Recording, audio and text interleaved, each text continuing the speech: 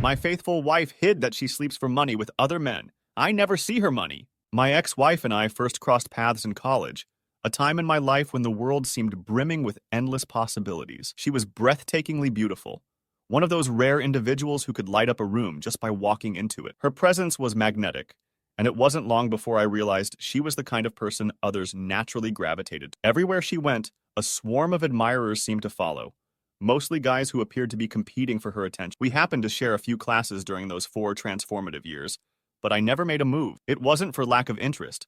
Far from it. I was intimidated, to be honest. How could I compete with the parade of suitors vying for her affection? It seemed futile to even try. She existed in a world that felt untouchable, at least to me. Still, I admired her from afar, content to let our interactions remain casual and limited to the occasional polite exchange. That all changed one fateful afternoon. After class, she approached me, catching me completely off guard. "Would you like to study together?" she asked, her voice soft but confident. I remember being so stunned that I almost forgot to respond. Of course, I said yes. And that simple moment marked the beginning of something I couldn't have imagined at the time. What started as study sessions evolved into hours of conversation, shared laughter, and an unmistakable bond. By the time we graduated, it felt like we had known each other forever. Before I knew it, we were inseparable. And as they say, the rest is history. Our relationship quickly blossomed into something more serious.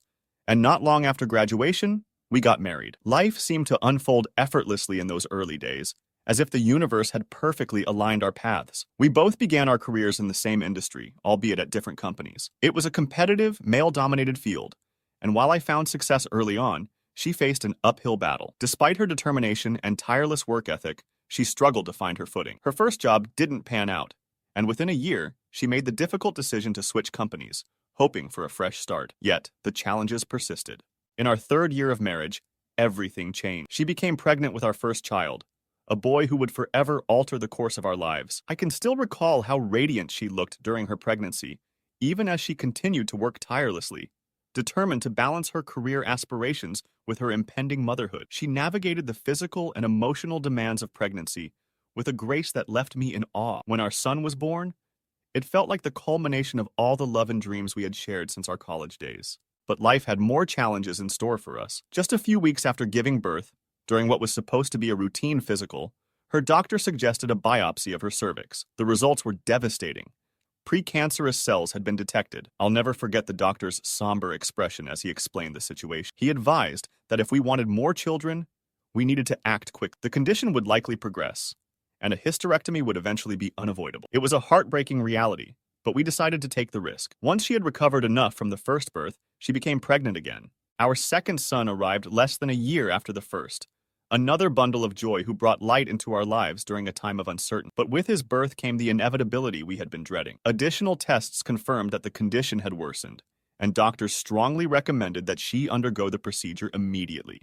With 2 infants in tow, we made the difficult decision to move forward with the hysterectomy. She was shattered by the finality of it all. We had always dreamed of having a large family, and now that dream was slipping away. I did my best to support her, but I could see the pain in her eyes, the silent mourning for what could have been. Despite her heartbreak, she poured herself into motherhood with unwavering devotion. She became a stay-at-home mom, dedicating her days to raising our boys and creating a warm, loving home. She handled everything with a quiet strength that I admired deeply, even as my own career began to take off. I should take a moment to introduce 2 people who became central figures in the story of my life.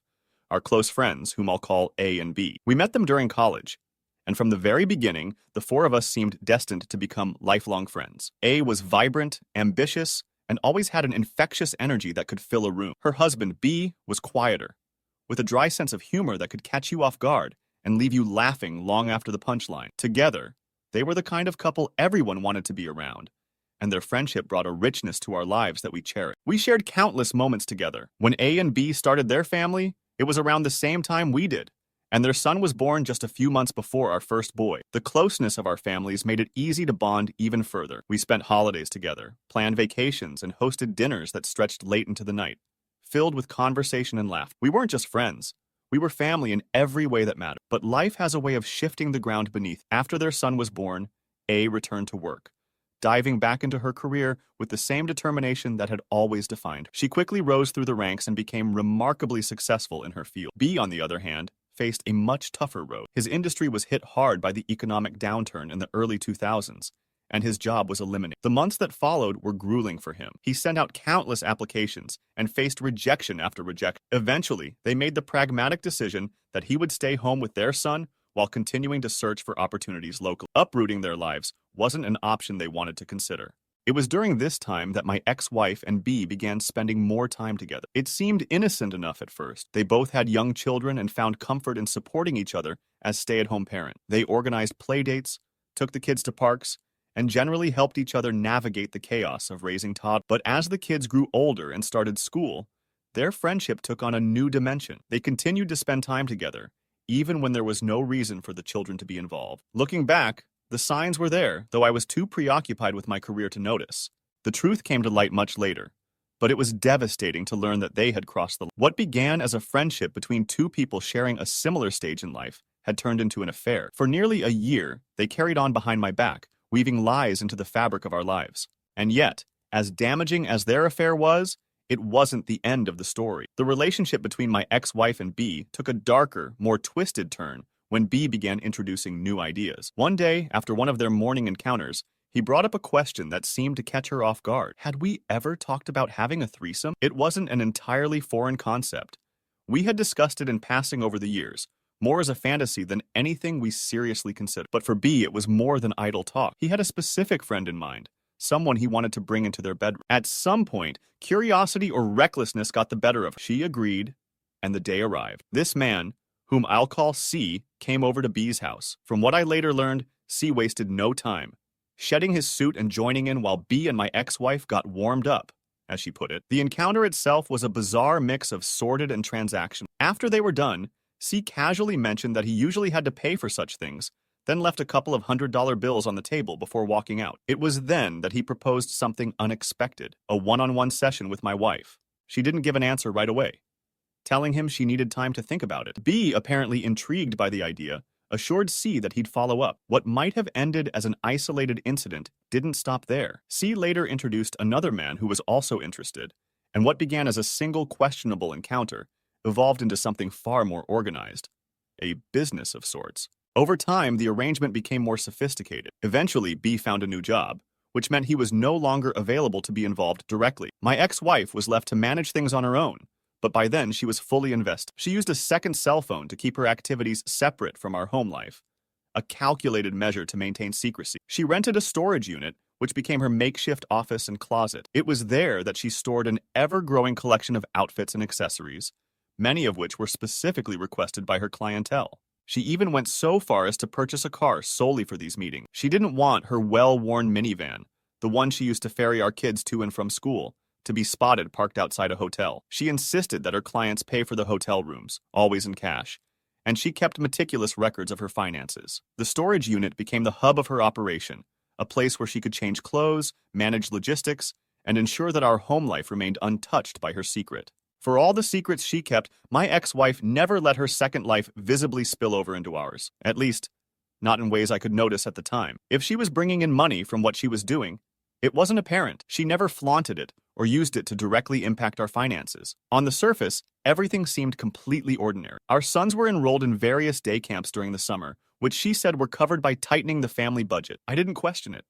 Her explanations always made sense. She'd clip coupons, shop sales, and cut out what she called unnecessary expenses to afford those extras for the boy. In hindsight, those small acts of frugality now seem like a smokescreen for a far larger story. Her operation was conducted with surgical precision. She only worked during school hours, carefully timing her activities to ensure she was free to pick the boys up at the end of the day. On rare occasions, B would step in to grab them if something delayed her, but this was so infrequent that I didn't think twice about it. To me, she was the picture of a devoted mother, always present and involved in every aspect of their lives. She attended parent-teacher conferences, helped with homework, and was active in school events. It seemed she had everything perfectly under control. Meanwhile, my career was demanding more of me than ever. I was working long hours, climbing the ladder, and bringing in promotions that came with bigger responsibilities and bigger paychecks. Our family time was primarily relegated to weekends, where we made the most of it. Sunday afternoons were spent together at the park or watching movies at home, trying to squeeze in quality time. Even our intimate life followed this structured schedule, with typically happening on weekends. I didn't think much of it, attributing it to the hectic nature of our lives. Most nights, we'd end the day by cuddling on the couch and watching TV, a quiet routine that I thought reflected our closeness. But by 2016, cracks were beginning to form. Our sons were nearly grown. One was already in college, and the other was in his senior year of high school. Life should have been settling into a comfortable rhythm, but instead, it was about to veer into chaos. One evening, out of the blue, I got a call from B. His tone was grave, and his words sent my heart racing. "Your wife's in the hospital," he said, his voice shaking. "She's hurt pretty bad." My mind went blank as panic surged through me. I asked what had happened, but his answers were vague, evasive even. "Just get here," he said before hanging up. I didn't waste a second. I grabbed my keys and drove to the hospital, my thoughts a whirlwind of fear and confusion. What could have happened? An accident? A fall? The possibilities ran wild in my head as I sped toward the emergency room.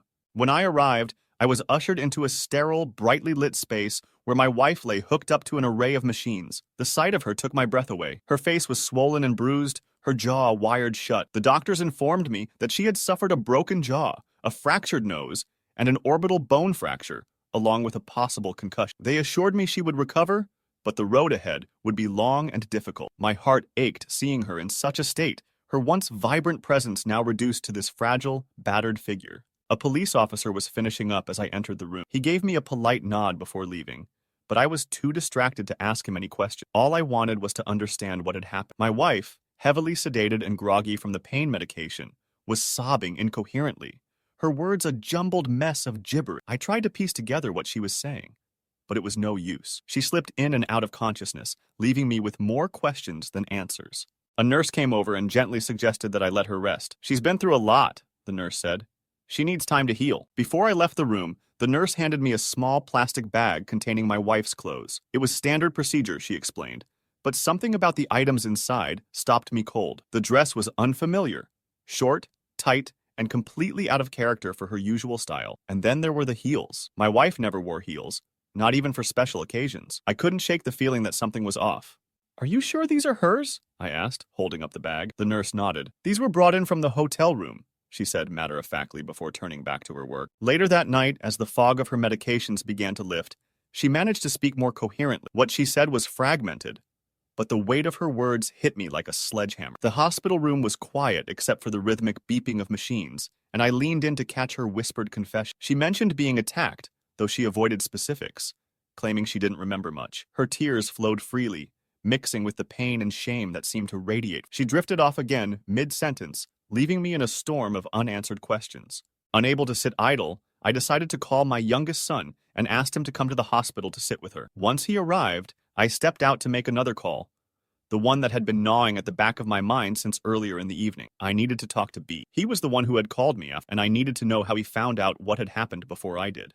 The conversation started tense and quickly escalated. I demanded answers. "Why were you the one to call me? How did you know what was going on? What are you not telling me?" There was a long pause on the other end of the line. When B finally spoke, his voice was heavy with guilt. "I think it's time you knew everything," he said quietly. And with that, the floodgates opened. B confessed to the affair, to the mornings spent together while I was at work, to the years of deception. He admitted to being not just complicit in her double life, but actively encouraging it. He was the one who had introduced her to the idea of involving others, who had helped her start what he chillingly referred to as her business. Though he didn't go into detail about the nature of her injuries, he admitted that the situation spiraled far beyond what either of them could control. He spoke as if he were unburdening himself, as if revealing the truth would somehow absolve him of the wreckage he'd caused.